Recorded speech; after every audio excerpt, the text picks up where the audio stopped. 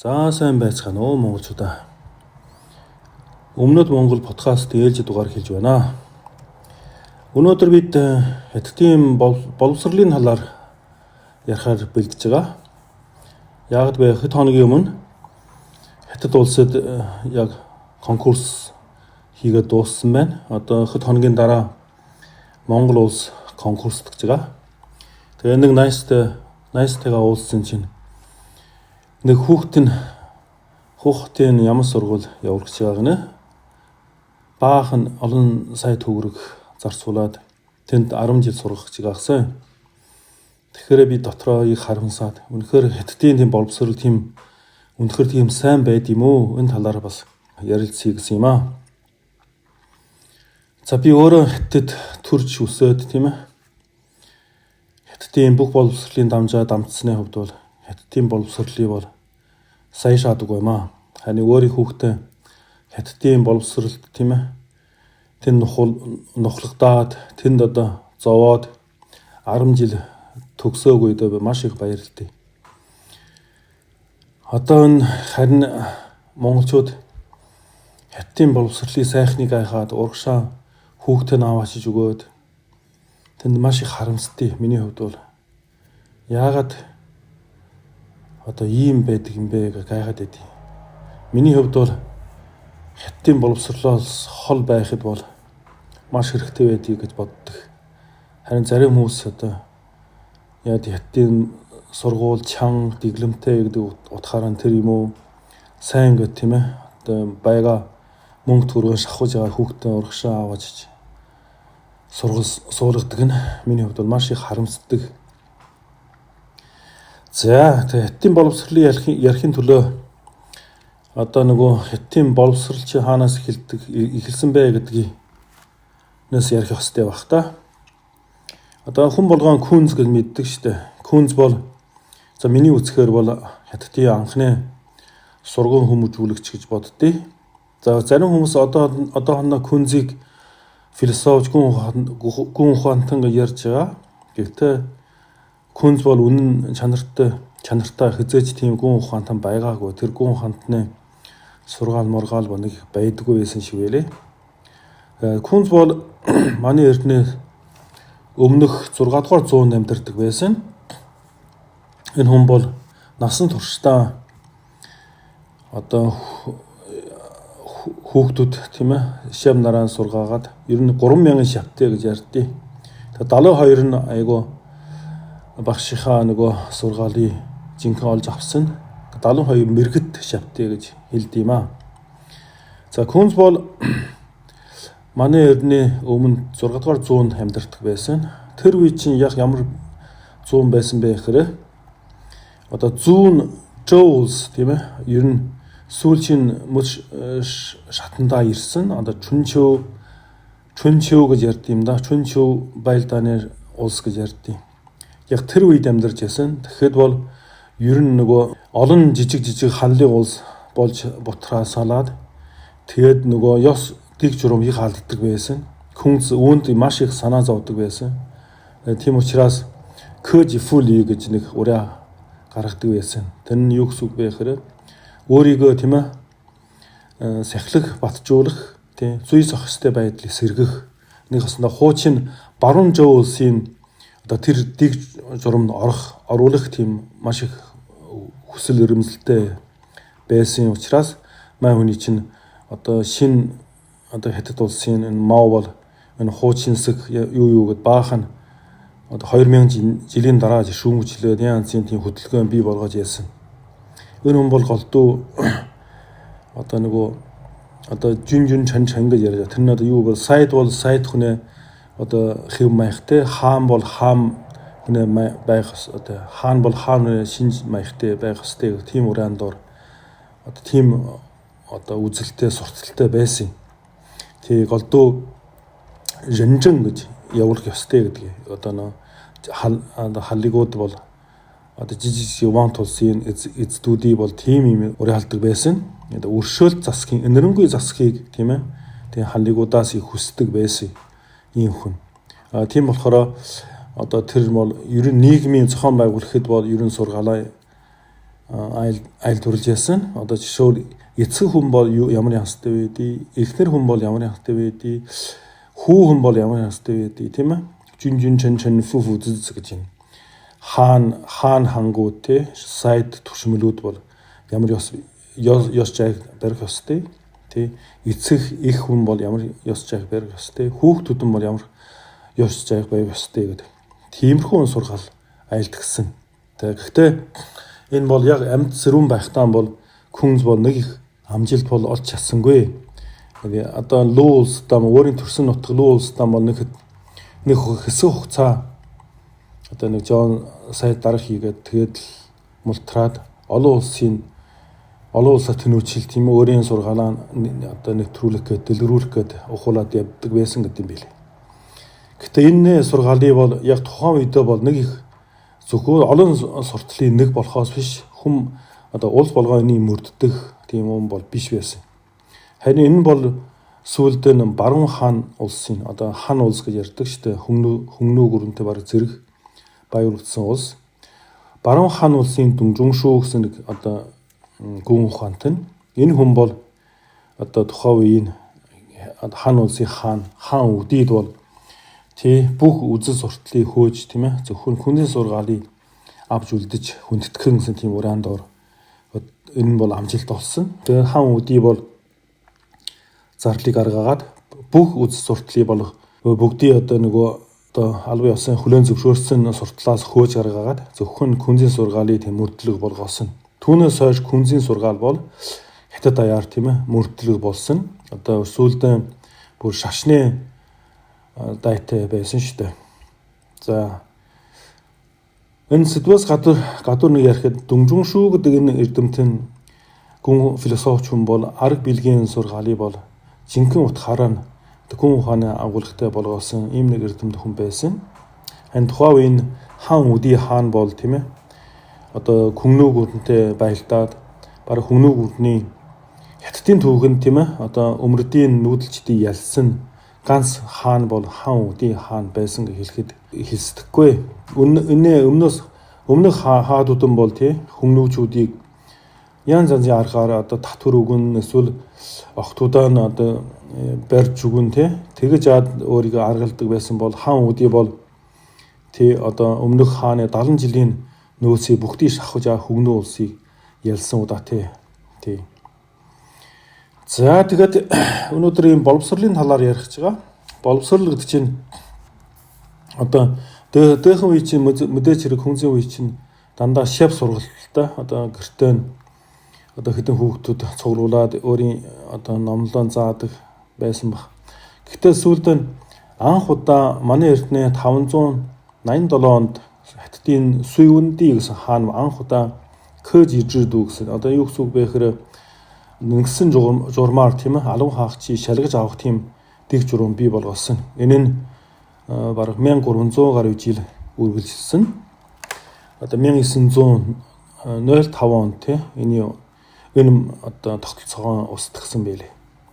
Бараг л одоо чин гүрэн мөхөөс хэдхэн жилийн өмнө энэ одоо шаргалтын тогтолцоогоо мөхөөсөн. Энэ шаргалт бол ер нь хятадын өдрийн дүр төрхийг бий болгоход хамгийн их нөлөө үзүүлсэн. Ер нь маш боловсронгүй. Одоо бүр сумын шалгалт гэж байдаг. Одоо мужийн шалгалт байдаг. Бүр ордны шалгалт гэж 3 дэс дарааллын шалгалт байдаг юм билээ. Одоо ордны шалгалтыг бол бүр хаан өөрөө одоо ханиж шалгадаг. Тэгээд төрүүлсэн хүний Жуан Юан гэдэг цол хэрэгэм өгдөө. 2 дугаар байр нь Танхуа, 3 дугаар байрыг Бан Ян гэж тэр цол хэрэгмээр шангаддаг. Тэгээ ихэнх нь төрүүлсэн Жуан Юан одоо хүн бол шууд одоо бараг яамны сайд маягаар томилждаг. Зарим жишээ зарим үед бол бараг л одоо хаад утчи өөрийн охиноо гүнжэн энэ Жуан Юанд өгдөг. Одоо манжийн үеэр бол Эпү болгодог. Хятадаар бол Фума болгодог байхгүй юу. Тэгэхээр энэ шалгалт бол ерөөсөө энэ 3 дэсийн шалгалт бол давсан хүн болгоо том жижиг тушаалд очдог. Одоо нэг осондоо мужийн дарга, одоо шэнэ дарга, одоо фүү чинь одоо аймгийн дарга жишээ нь тийм ээ. Тим даргад очдог. Тийм болохоор энэ шалгалт бол маш их одоо хятадын түүхийг бусад улсаас ондоо болгосон тий өөрийн өвнөөс үн аястай болгосон ийм нэг шалгалтын тогтолцоо байд юм аа. Энэ шалгалтын тогтолцоо бол хятадд нөлөөлсөн Солонгос юм Вьетнам улсад бол их бага хэмжээгээр нэвтэрсэн байдаг. Тийм. Тэр байтугай 1313 он тийм ээ Монголын Ён гүрэнэ Буянт хааны үед тий бас Буянт хаан аюуруу барбад тий одоо ийм шалгалтын одоо хятадд сэргээхээр болсон. Тэгэхэд Монгол сартуулууд бол нэг маягаар шалгадаг. Хятад бол нанхиадуудыг бол нэг маягаар шалгадаг. Тийм байсан юм байлээ. Тэгээд бас л одоо Монгол сартуулуудыг тийм ээ одоо шайн шалгасан хүмүүсийг бас л том тушаал дэвшдэг тийм замтай болсон. За Чин гүрний үед бол Манжин 8 хошуухаас Манжин 8 хошуу одоо дотроо Монгол 8 хошуу хятад цэргийн 8 хошуу гэж 3 зохион байгуулалттай. Эднэр бол ийм одоо код шалгалтанд бол орох эрхтэй. Би энэ шалгалтанд амжилт үзүүлсэн хүн бол шууд одоо нөгөө бас л чухал одоо местэд одоо очих тийм боломж олгодог. Харин одоо өөр монголчууд тийм ээ одоо нэг осондоо нутагтаа амьдардаг монголчуудыг бол энэ шалгалтанд оруулахгүй.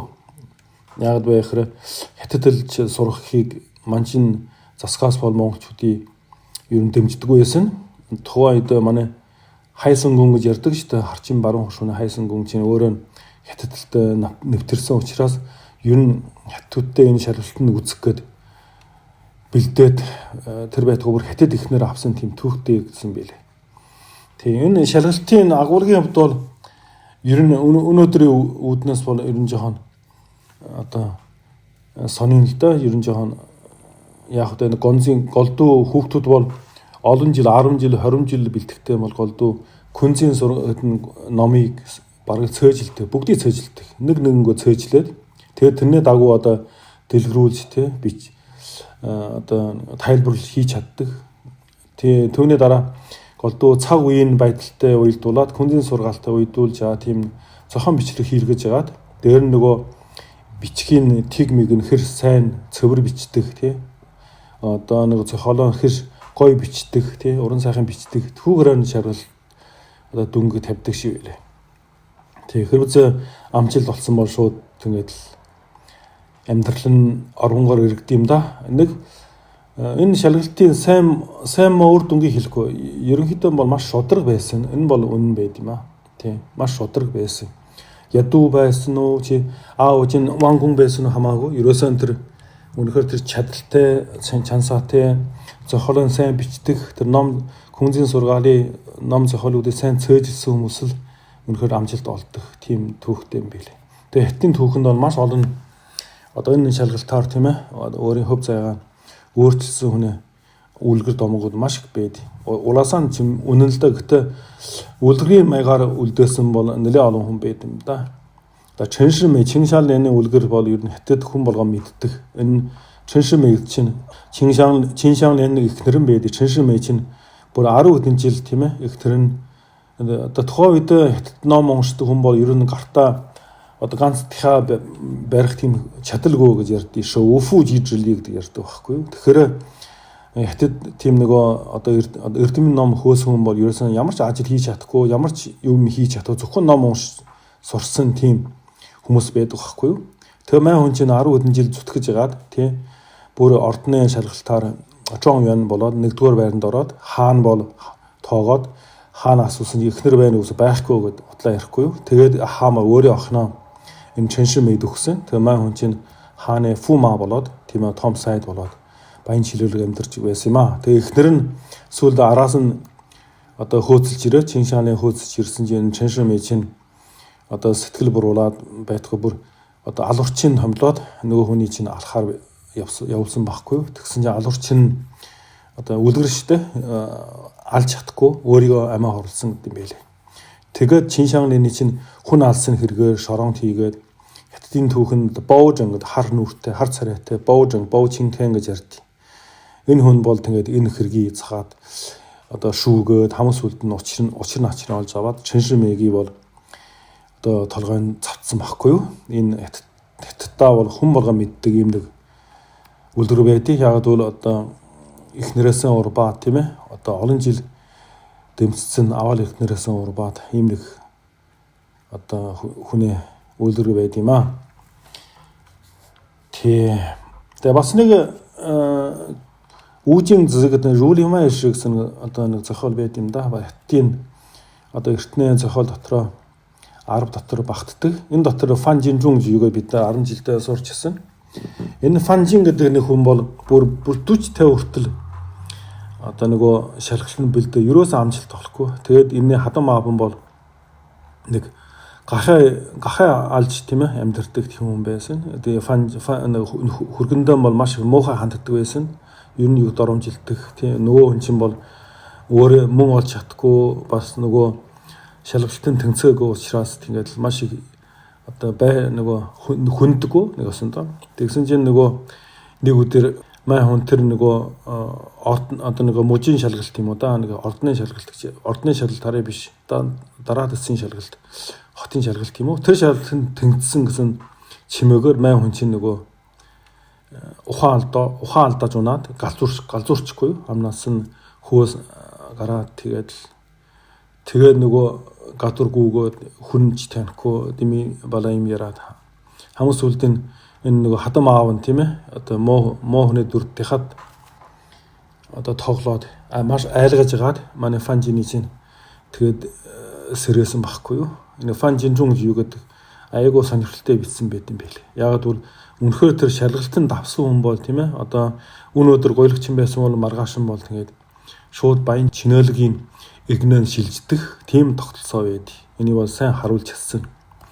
Лүшүн гэж нэг хүн байдаг да. Лүшүн 20 дугаар зууны Хятадын хамгийн том зохиолч. Монголд бол нэлээд хэдэн зохиол нь орчуулсан байт юм байлээ. Лүшүн бол энэ Күнги жигс нэг дүрийг бол сайхан бүтээсэн. Тэгээд энэ шалгалт учраас одоо амжилт олсон нэг хэсэг цөөхөн хэсэг байдаг. Гэтэ ихэнхэн бол амжилт олохгүй. Одоо Күнги жиг бол яг тэрний нэг дүр байсан. Яагаад вэ гэхээр тэгээ нөгөө эртний одоо Күнзийн үеийн тэр эртний хятадлыг сайн сурсан олон номтой мөртлөө тийм шалгалтанд давч чадаагүй учраас энэ хүмүүс чинь нийгэмд хэрэггүй орлогч байхгүй газар тариалан эхэлж чадахгүй наймаач хийж чадахгүй ийм нэг бүлэг хүмүүс болдог юм байлээ. Тэгээ тэрний дүрийг сайн бүтээж чадсанаар Күнгижи бол тийм хүмүүсийн одоо нэг төлөөлөл болсон юм. Тийм. Энэ Көж Ковшигийн давхын төлөө ер нь бид нар 10 жил байхдаа маш олон одоо нөгөө одоо юу гэдэг одоо хүмүүсийн хүүхдүүдийн тий одоо ийм үлгэр дуурал маягийн маш олон ийм ярьдаг байсан. Түүний дотор би нэг одоо тогтоож явах юм бол нэг юм бол төв шөл янгаж юу гэсэн урт дээхэн үе чинь нөгөө хятад чинь урт гизгтэй байсан л та юмгүй. Тэгээ гизгээ нь одоо нөгөө таасны одоо хөндлөн модноос ингээд уйчдаг. Тэгээд шүнжин ном уншдаг. Тэгээ хүн чинь одоо ядраа нойр хүрэн штэ ингээд доошоо толгоо нь унгахад бол тэгээ нөгөө гизгэн цаана уяастай байдаг байхгүй. Тэгээ буцаас сэрдэг. Тий. Бүр зарим нь бол гартаа нөгөө шүүг барьчдаг. Тэгээд ном уншаад ном цойжлоод хэрвээ үүргэлэн гутаа өөрийн гойлуга төшөөгөр шаадаг. Тий. Тэгэхээр жүйцэг үгсэн тийм үлгэр байд юм да. Ийм үлгэр маш их байд хятадын түүхэнд бол ер нь эдгээр чинь ер нь одоо хүн болгоон сурах ёстой үлгэр дуурал маягаар нааша одоо хойч үедээ уламжилгдэж ирсэн. Тийм. Көж Ковши бол 1905 онд одоо чин гүрэн одоо мөхөөс өмнө устгасан. Яг бол энэ шаргалт бол өнөхөө орчин үеийн одоо нөгөө боловсролын юмд бол үзэл санаанд бол таарахгүй учраас ер нь цаг үеийнхэн таархан болсон. Тэгээд энэ бол чин гүрэн бол мөхөөс өмнө устгасан юм аа. Тэгээд энэ шинэ хятад улс байгуулсны дараа 1952 онд бол одоо нэгсэн журмаар конкурс бий болсон. Тэгээд 66 оноос 77 он хүртэл нөгөө соёлын хувьсгалын үе байсан шүү дээ. 10 жил 11 жил те. Тэгээд 1900 тэр конкурс байхгүй болоод 77 оноод ихаа сэргээсэн билээ. Тийм. Тэгээд 77 оноос одоо хүртэл жилд нэг конкурс байдаг. Энэ жил бол 6 сарын 7, 6 сарын 8. Тийм. Миний хувьд бол тий 1984 он конкурс хийдэг байсан. Тэгэхээр чинь одоо 7 хичээлээр шаргалт өгдөг байсан шүү дээ. Одоо хятад хэл, гадаад хэл, тоо, физик, хим, биолог, улс төр гэдэг 7 хичээлээр шаргалдаг байсан. Энэ бол байгалийн анги гэдэг юм аа. Нийгмийн анги чинь бол одоо тоо, хятад хэл, гадаад хэл, улс төр, түүх, газар зүй 6 хичээл билүү. Эднээс авд юм байлээ. Тийм. Хятадын одоо нөгөө одоо тогтолцоо ерөнхий хүн болгоо мэдж байгаа доо. Ер нь баг сургууль дунд, анхан дунд, ахлах дунд гэдэг тийм. Шоо шээ чүүдэн гоожун гэдэг нийлээд 12 жил болдох л баг. Гэтэ энэ нөгөө бид нар үе чинь баг сургууль төгсгöd нэг одоо тал хөвөн шигшээд хайчдаг байсан. Одоо нэг 100 хүүхдээс 50 хүүхэд нь баг сургууль анхан дунд ордог бор тийм ээ. Нөгөө 50 бол нийгэмд хайчдаг. Тэгээд анхан дундаа төгсгöd яхаа нэг 50 хүүхэд нь хаяг жишээнэ. Тэгээд ахлах дунд бол одоо юу гэдэг 100 хүүхдээс хэдэн хүүхэд орох нь 25 хүүхэд орох нь. Тийм. Тэгээд 25 хүүхдээс дахиад их дээд сургуульд нэг 3-4% их дээд сургууль орох тийм нэг хувь байсан баха. Би тэрийг бол сайн судлаагүй. Ерөнхийдөө бол маш цөөхөв их сургуульд шалгаж ордог байсан. Одоо бол тийм биш. Одоо чинь хятадчийн жилдээ 10 удаа сайн хүн сургууль конкурстой 10 удаа сайн хүн сургууль ордог бас байна лээ.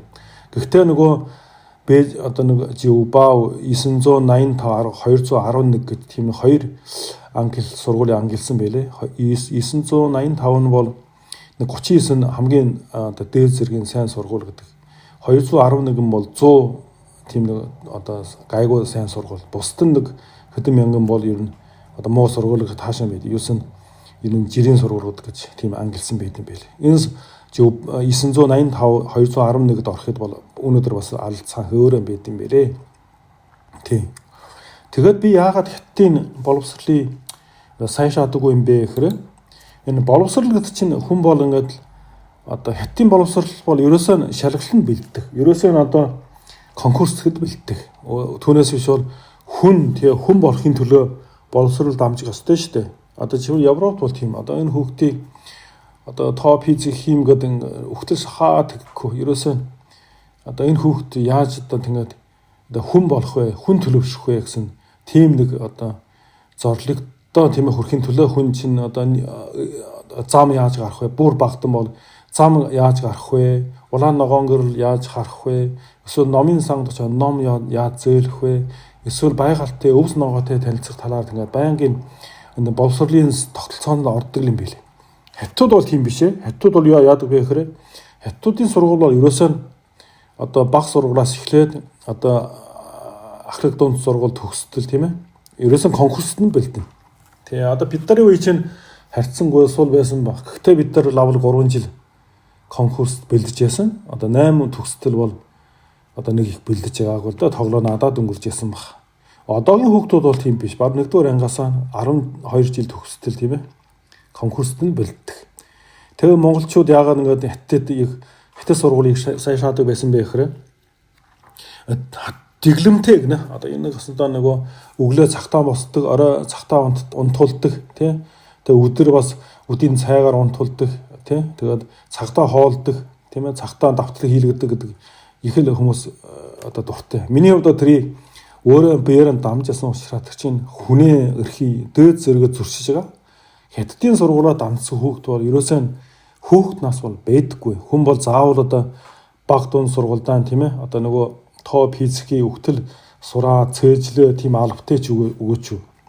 Тэг өнөөдөр сайн одоо конкурс оноо аваад тийм ээ. Одоо нөгөө олон жил хүүхдүүдийг зоолсон хятадууд бол өнөөдөр бол яг олимпийн шалгалтанд бол одоо нөгөө олимпиадын шалгалтанд бол маш их медаль авдаг нь үнэн л дээ. Гэхдээ өнөөдөр яагаад энэ Европ, Америкийн хүүхдүүд өдөржин надад тоглоо, өдөржин бөмбөг хөөгөө гүйдэг. Тэгээ хамс үл эднээс хамгийн одоо толгойтой, хамгийн мундаг хүүхдүүд гардаг шалтгаан нь бол ерөөсөө 10 жилдээ хүүхдүүд бол дураараа нь явуулсантай холбоотой юм байлээ. Түүнээс биш тэр нөгөө одоо юу гэдэг одоо нөгөө хүрдээ тийм ээ 1-р анга цээжлээд тийм ээ Европын хүүхдүүд чинь бараг 4-5 дугаар анги хүртэл хүрд мөрдөн мэдхгүй шүү. Гэхдээ эдгээр чинь хүн гэдэг төлөвшөх талаар нь үнэхээр анхаардаг учраас хүн бол төлөвшдөг. Харин хятадын боловсролын одоо нөгөө тогтолцоо нь орсон хүүхэд бол тийм ээ өөрийн эрх чөлөө байхгүй, өөрийн эзэм тоглох нас одоо цаг байхгүй, өөрийн найз байхгүй, зөвхөн шалгал одоо ном хичээл гэдэг юм байгаа учраас нөгөөдөл чинь хүн бахаа болсон. Ерөөс нь шалгалтын машин болсон байдаг байхгүй юу? Одоо дээхэн үе чинь 90 онд 2000 оноос ер нь өнгөрөөд ер нь Америкийн сайн сургуульч хятад хүүхдүүдийн айгу авах дуртай. Яг бид нар ч үнэхээр шалгалт нь бол мастер шүү дээ. Бүх одоо топ физик хим ер нь чи ямар шалгалт авах тийм бүгдийг сайн нөгөө цагаан ертөнгүүд барахгүй л дээ. Гэхдээ яг ажил дээр гарахаараа энэ нөгөө дураараа үссэн чөлөөтэй сэтгэлгээтэй энэ хүүхдүүд чинь бол үнэхээр гоц авьяастай хүүхдэн бол нөгөө цоороод гарч идэг юм байлээ. Одоо хятад бол бас гоц авьяастай хүүхд байгаа. Гэхдээ нөгөөдөл чинь бүгд арамда барихтаа тэгээд эрх чөлөө эдлээгөө тоглож наадас сураагүй тэгээд 10 жил төгсдөл юу ч мэдгүй тийм хүн болж хүмүүждэг байхгүй юу. Тэгэхээр тийм хүн бол чөлөөтэй сэтгэлгээ тийм байхгүй учраас тийм шинийн нөөн гэдэг тийм хүн байхгүй. Өнөөдөр хичнээн маш олон инженер хятад байгаа боловч зөвхөн одоо жирийн инженер бэлддэг болохоос гоц авьяастай хүн бол хятадаас гарахгүй байна. Үүнтэй шалгаа ер нь холбоотой. Өнөөдөр Нобелийн шагнал гэхэд одоо миний мэдхээр нэг хитгэн хүн байдаг шүү дээ. Одоо нэг одоо Төвөө ангаах ухааны чиглэлээр нэг Нобелийн ангаахын шагнал авсан байлээ. Тэр хүн бол одоо нэг Чинхаосу гэсэн өвсөөс тийм ээ өвснөөс хумхаа өвчний эмчлэх тийм ээ им гаргаж авсан. Тэгээ Нобелийн шагнал авсан. Хитэн сайн үний аварсан гэдгээрээ. Тэгээ бусдан бол байхгүй шүү дээ. Бусдан бол дандаа нөгөө хятад гаралтай байдаг ч бай. Дандаа нөгөө физикийн хэд хэдэн байгаа. Дандаа Америк тийм ээ боловсрол одоо олдсон тийм хүмүүс байд юм бэ. Тий. Тэгэхээр би юу хэлж байгаа гэхээр үнэхээр чи хүүхдтэй хайртай юм бол тийм хятадын энэ хүний тамалдаг тогтолцоо бити хүүхдээ авчиж өгөөч гэж хэлмээр байна. За ядахта хүүхдүүд төлөвштөл одоо 10 жил төгсдөл тийм ээ хятад бити авчиж өг. Яг бэ гэхээр 10 жил төгссөн хүүхд бол бас учиртай. Тэгээ ерөнхийдөө бол одоо өөрийн зан хараах дээр бол ерөнхийдөө тогтсон учраас тийм мастер юм докторант бол хятад сурч болно. Яг бол хятад чинь том хөл учраас сурах бол шаардлагатай. Хөрш улс учраас хятадыг сурах юм бол зөв, судлах юм бол зөв. Гэхдээ ядахта 10 жилийн жоохон хүүхдүүдтэй бити хятад авчиж өгөөрэй. Тэр чинь бол хүүхдээ хайрлаж байгаа биш. Хорлож байгаа шүү гэдгийг би хэлмээр байна л да. Тийм. Тэгэхээр энэ өдөр одоо хятадын боловсролыг ярих гэж одоо юу одоо хаанаас ярих хаач мэдгүй. Гэхдээ ерөнхийдөө бол өнөөдөр монголчууд жилд нэг 10 мянган хүүхдээ доктороос тийм нэгдүгээр анги хүртэл нэгдүгээр ангиас докторант хүртэл хятад сурдаг гэсэн тоо баримт гардаг юм байл. Хэдэн жил юм 13 мянга гэж ярьдаг байсан. Одоо өнөөдөр хэд хүрсэн бүүмэд. Гэхдээ юу гэсэн ч ялангуяа 10 жилийн хүүхдүүдтэй хятад сургаан гэдэг чинь хүүхдүүдэд хайрлаж байгаа биш. Хүүхдүүдэд хорлож байгаа шүү. Яагаад вэ гэхээр хятадын 10 жилийн боловсрол чинь маш хатуу там байдаг байхгүй. Одоо чи Английн боловсрол чинь бас нөгөө цаг дигтэй гэдэг юм байлээ. Одоо нөгөө хувийн сургууль тий язгууртны сургууль. Тэд нар чинь гэхдээ хүнтэй яаж харьцах, хүн одоо байгальтай яаж харьцах, одоо спорт яаж хийх бүгдийг заадаг. Хятад бол тийм байхгүй шүү. Гэрүүд одоо хятадууд чинь одоо өнөөдөр харж байгаа шүү дээ. Нөгөө олимпиас бол маш олон алтан медаль авдаг. Тэрийг чинь яаж авдаг бэ гэхээр бүр нэгдүгээр ангаас нь сонгож идэх хүүхдээ. Одоо энэ зарим хүүхд аав ээж миний хүүхд бол ингээд сурахгүй дээ гэсэн тийм юм бол бие хаа хөгжил сайтай бол тэнд аваач дөгч нөгөөдөл нь бүр багаасаа нухаж тийм ээ ерөөсөн бүр багаасаа нэг л одоо спортоор хичээлдэг. Төгөөд чи 20 30 жил бэлдээд нөгөөд дараа амжилт гаргадаг байхгүй юу? Тийм учраас өнөөдөр спортын зүгээс бол тийм байд юм бэл. Одоо нөгөө 10 жилийн сургалт бол одоо хэрвээ тэнд сурсан хүүхд бол ер нь одоо Монголын хүүхдүүд шиг тий одоо чөлөөтэй тоглож наад янз янзын сахилахгүй насын өнгөрөх тийм бол байхгүй. Бараг дурлж үзээгүй тийм нас байт юм да. Тий одоо би Монгол байхдаа нэг хүн намайг ятгах гэсэн ба чи нарсаа чи хүүхдээ хятад аваач сургааг нэг өөр монгол хүн л та. Яагаад гэсэн чи яагаад гэхээр зөвхөн одоо хичээлийн орж байгаа цагийг харахаараа хятад илүү сурж байгаа гэнэ. Өнөөгд тухайн үед би арай залуу байсан. Үнэхээр тийм ч юм уу бодлоо. Яагаад бэ гэхээр Монголчууд өглөө одоо жоох хөвгч өглөө 8-д ороод тийм ээ 1 гэд баг гэрт хайраад ирчихдээ юм бэл. Тэгээ нэг 30 минут даалгавар хийгээ. Тэгээ өдөөс хойш тэгэл тоглодог наад. Хань хэтийн хөвгд бол тийм биш. Өглөө 8 цагаас ороод орой 6 цагт харж яана үгүй юу тий. Тэгээд дараа нь дахиад даалгавар нь 10 цаг хүртэл 9:30 хүртэл даалгавартай. Ерөөсөө наадаг тоглох цаг юу ч байхгүй. Тэр жил би нөгөө Ренес Бээжингийн автобусан суугаад өглөө тэнд очдог байхгүй. Та манай хүргэн намайг нэгэд тосхоор 10 минут хоцорж ирсэн. Ингэсэн чинь дахиад 6 өнгөрж явах. Ингэсэн чинь нэг хөтөн настай нэг 6-7 настай хүүхэд баха. 4 хүүхдийн одоо нэг осондоо нэг машины хөлслөөд зөөж хэлээ хүүхдээ. Нөгөөд нь үүрглөө том цүнхтэй ингээ сууж. Тэгээ би хараад л ястэ ятын сургууль чи ийм л байна да. Би чинь бас л одоо хүүхдтэй юу ч хийж чадаагүй магтгүй. Гэтэ ганц нэг хүүхдтэй юу хийж өгсөн бэ гэхээр энэ хятадын одоо боловсролын тогооноос гарсандаа маш их өөртөө баярлдаг. Хүүхдийн өмнөөс баярлдаг байхгүй юу. Тэгэхээр за миний нэг подкастыг сонгосон аав ээж нар тийм ээ 10 жилдээ хүүхдүүдээ битээ хятад авч өгөөч гэж хүсмөр байна л да. Хэрвээ өнөхөр тийм хүмүүс байгаа бол таны хажуугийн хамаатан садангийн ах トゥ угийн хүүхдүүд ингээд сурах гэж бэлдэж байгаа бол тийм ээ энэ сонсгоорой гэж хүсгэр байна. Яг л бэхрэ Монгол хүн тийм ээ Монголоор байхын төлөө 10 жил бол Монголдо сурах ёстой юм билээ.